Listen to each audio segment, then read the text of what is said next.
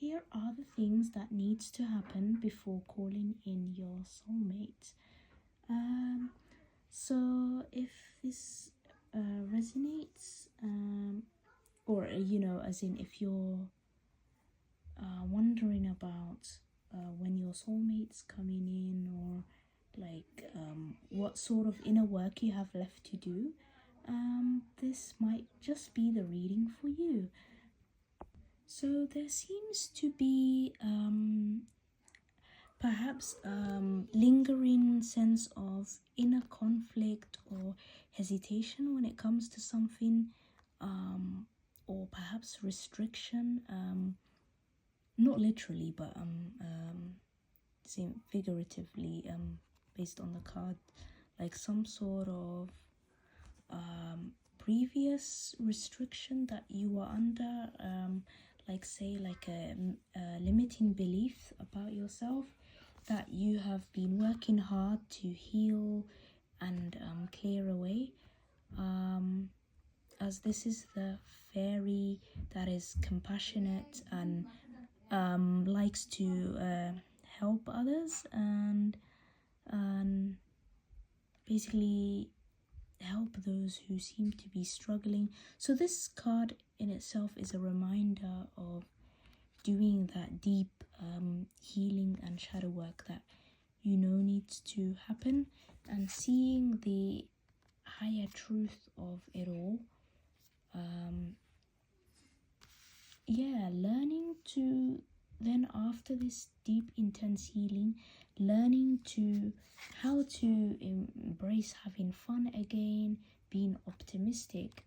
And these things sounds easy as I'm saying it, but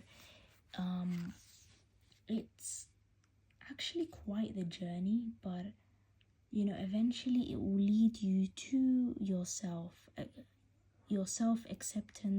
acceptance of who you really are, knowing how special you are. And when you get these signs, then you might actually be ready, for a soulmate or for your ideal life. Once you clear out some of this stuff, and really take time to sit with yourself, ask yourself the deeper questions, really look at anything you may need to heal within yourself, or understanding past situations you may have been through in a new light, in a way that isn't like you're stepping out of a victim mindset, or from the feeling hurts to actually knowing the higher truth behind that situation. And then this will build a clear mind, a healthy clear mind, discernment, and boundaries, not walls, but just feeling safe enough to where you could literally live life without worrying about betrayal, heartbreak, all of that. Not saying these things just like never happen again once you heal, but it's like this time you will be able to spot it quickly. You'll have the discernment to catch that,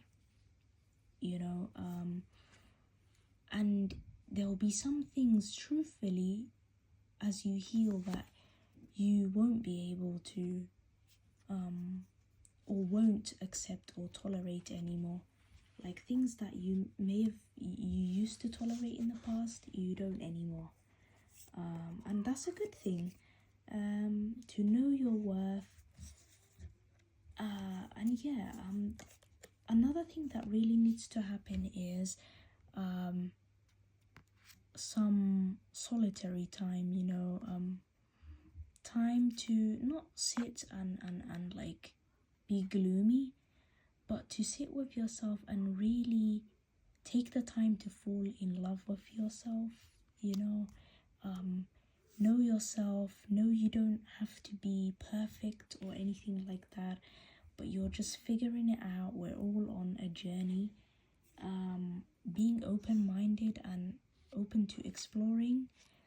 And yeah, eventually you will be able to let go of certain situations or mindsets, limiting mindsets that have always sort of kept you trapped, and you'll be able to move on to something better for yourself, something joyful, something that really excites you, awakens you, you know. It might even feel like a spiritual awakening, or you know, real inner child healing, which is very important, to be able to fully love yourself. And I know it's like cliche, but it's so true, to fully enjoy your own company before aligned people can feel drawn to you or drawn to your frequency. So what is the ultimate sign that you will be ready for love or for friendship, your ideal situation, all of that, your soulmate, right? When you are able to express yourself fully, especially on the inside, in your mind, feeling free to be yourself, even in your own mind, without restriction, without, you know, censorship. So it starts from you by yourself, your relationship to yourself in your own mind, internally, then expands outwards, and this new frequency of self-acceptance radiates outwards and calls in, you know, those aligned people. So this is a major sign. Wait, this looks cluttered. Yeah, this is a major sign. Another sign is, yeah, like coming out of hiding, feeling less self-conscious, right? Like wait, is that the right word? Like feeling less, I meant feeling less shy, basically. Yeah. When you are able to sit comfortably with yourself and others, just expressing yourself as is, you know, like being able to guide yourself, maybe even getting reparent yourself, be your own ideal parent or your own ideal lover first, and have that internal dialogue within yourself first. And I know it may sound cheesy, but it will help to keep those poisonous sort of feelings towards yourself away, like any sort of self-criticism and all of that. And you will be able to, wow, look at this, at the back of this deck, right, the animal spirits oracle, right, we've got the fox. The fox here is all about loyalty, family, the tribe, the group, right?